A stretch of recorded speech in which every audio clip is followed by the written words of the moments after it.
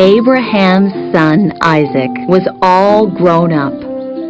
So Abraham told his servant, "Go back to the land I came from, and find a wife for my son."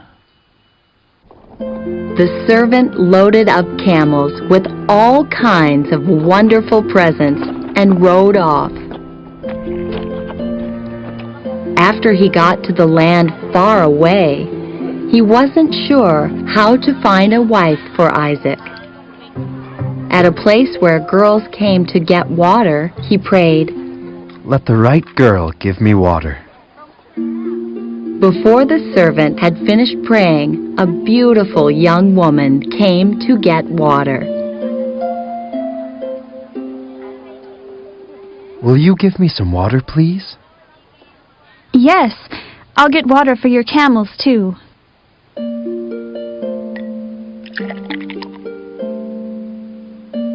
It was a big job. Thirsty camels can drink a lot of water. Back and forth she went, pouring water for them all.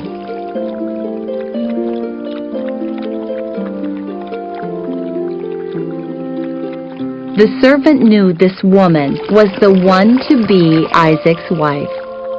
Her name was Rebekah.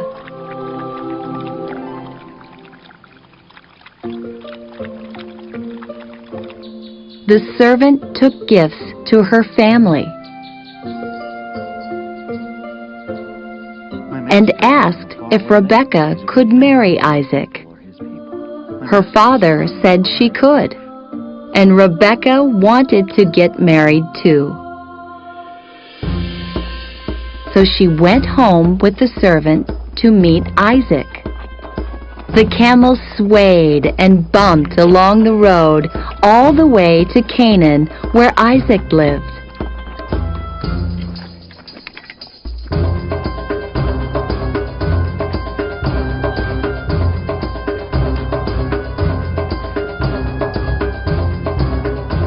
One evening, just before the sun went down, the camels stopped.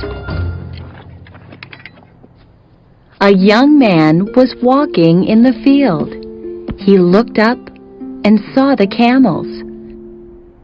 His bride had come. Isaac loved Rebekah, and so they were married.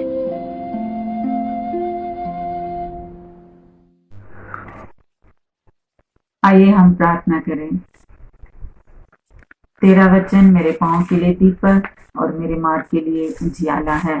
आमीन। इन दिनों में हम सब पारिवारिक सप्ताह मना रहे हैं। पारिवारिक सप्ताह मनाने के द्वारा से परमेश्वर के आज्ञाओं को पालन कर रहे हैं। परिवार में हम महिलाओं का बहुत ही महत्वपूर्ण योगदान रहता है। आज के पवित्र वचन से हम देखेंगे इसहाक और रिबका के बारे में, जो बाइबल में हम पाते हैं उत्पत्ति 24 अध्याय पहले पद से अंतिम पद तक।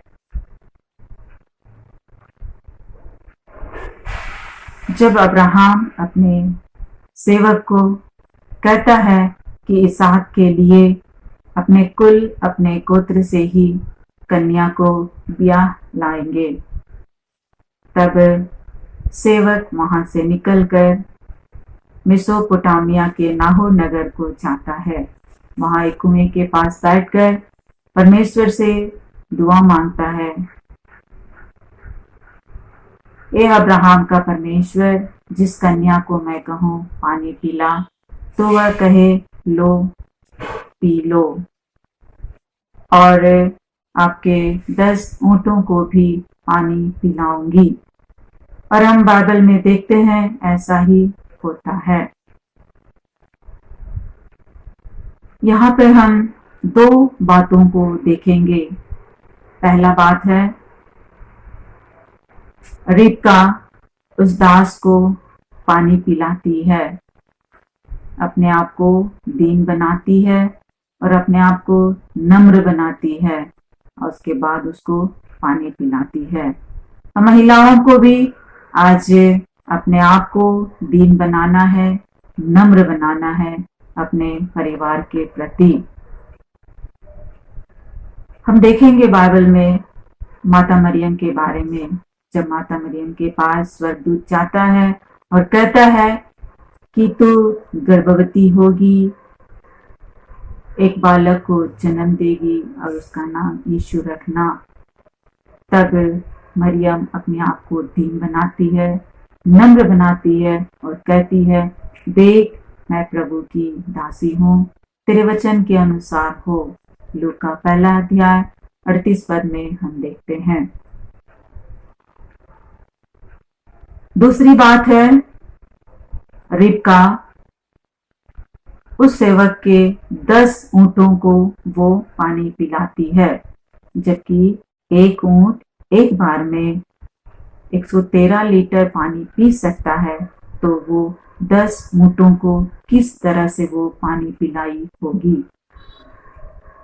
बिना कुड़कुड़ाए, बिना क्रोध किए, बिना किचकिचाए, बिना परेशानी का वो बड़े प्रेम से, आनंद से, खुशी से उन 10 ऊंटों को वो पानी पिलाती है।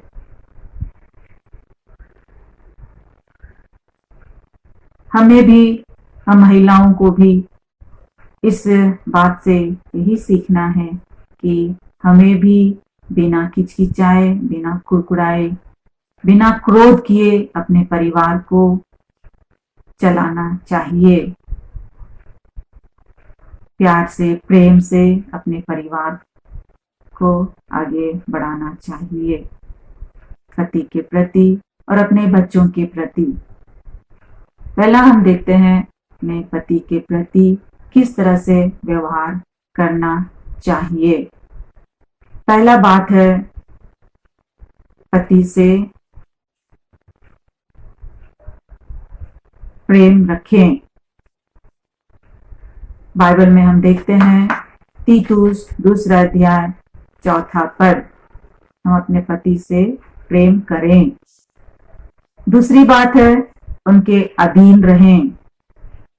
इफिसियों 5 अध्याय 22 पद में देखते हैं, हम अपने पतियों के अधीन रहें। तीसरी बात है, जीवन भर उनके साथ रहें। रोमियो 7 अध्याय 2 पद में लिखता है, हम अपने पतियों के साथ जीवन भर रहें। दूसरी बात है, बच्चों के प्रति किस तरह से हमारा व्यवहार होना चाहिए। पहली बात है, बच्चों को प्रेम करें। तीतुस 2 अध्याय 4 पद, हम अपने बच्चों को प्यार करें। दूसरी बात है, बच्चों को परमेश्वर के बारे में शिक्षा दे। व्यवस्था विवरण 11 अध्याय 19 पद में यूं लिखता है, और तुम घर में बैठे मार्ग पर चलते, लेटते, उठते उनकी चर्चा करके अपने बच्चों को सिखाया करना। अपने बच्चों को परमेश्वर के बारे में सिखाना है। तीसरी बात है, सुधारने की आवश्यकता है। बच्चों को सुधारने की आवश्यकता है। बच्चे जब बिगड़ जाते हैं या रास्ता भटक जाते हैं तो उन्हें वचन के द्वारा से सुधारना चाहिए। हम देखेंगे नीति वचन 13 अध्याय 24 पद में यूं लिखा है, जो बेटे पर छड़ी नहीं चलाता वह उसका बैरी है, परंतु जो उससे प्रेम रखता वह यत्न से उसको शिक्षा देता है। बच्चों को सुधारना है। बच्चों को सुधारने की आवश्यकता है। चौथी बात है, उन्हें आशीष दें। इब्रानियों 11 अध्याय 20 पद में लिखा है, इसहाक अपने बच्चों को एसा और याकूब को आशीष देता है। हमें भी अपने बच्चों को आशीष देना चाहिए। हम देखेंगे रिबका उस दास को पानी पिलाने के द्वारा से और 10 ऊंटों को पानी पिलाने के द्वारा से वो परमेश्वर के आशीष को प्राप्त करती है। अब्राहम को एक अच्छे ससुर के रूप में, इसहाक को एक अच्छे पति के रूप में परमेश्वर की ओर से आशीष को वो प्राप्त करती है।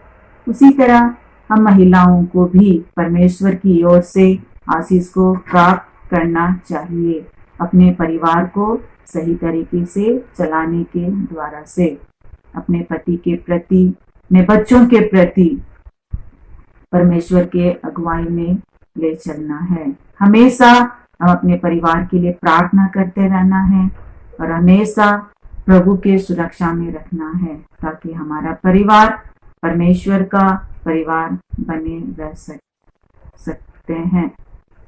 परमेश्वर का अगुवाई में परिवार को आगे बढ़ाना है। परमेश्वर इन्हीं बातों के साथ आशीष दे। आमीन। हम प्रार्थना करें। जीवित महान अनुग्रहकारी प्रेमी पिता परमेश्वर, धन्यवाद देते हैं इस सुंदर समय के लिए। प्रभु जी, तेरे जीवित वचन के द्वारा से थोड़ी देर हम लोगों ने मनन चिंतन किए। प्रभु, इन वचनों पर आपका आशीष होने पाए। प्रभु, हम सुनने वाले नहीं परंतु उसके अनुसार चलने वाले बन सके। हम महिलाओं को ऐसा आशीष दे कि हम अपने परिवार को प्रभु में आगे बढ़ा सके और आपके बहुतायत के आशीष को हम प्राप्त कर सके और हमेशा अपने परिवार के लिए प्रार्थना करते रहने पाए, ताकि शैतान के हर एक छलबल के कामों से हम बच सके और आपके पवित्रता में आगे बढ़ते जाने पाए। यह प्रार्थना तेरे बेटे यीशु मसीह के नाम से मांगते हैं, सुन और दया से ग्रहण कर। आमीन।